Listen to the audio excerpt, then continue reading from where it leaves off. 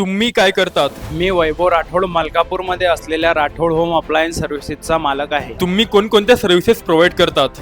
RO., DTH, battery inverter, solar panel ह्या services provide करतो. तुम्ही राठोड होम अँड अप्लायन्सची सुरुवात कशी केली? मी मामाच्या घरी होतो, त्याच्यानंतर मी मामाच्या इथं काम शिकलो. नंतर लॉकडाऊन लागलं होतं तर घरी आलो, तर तेव्हा सगळं बंद होतं. त्याच्यानंतर मी विचार केला की आपलं स्वतःचं काहीतरी करायचं.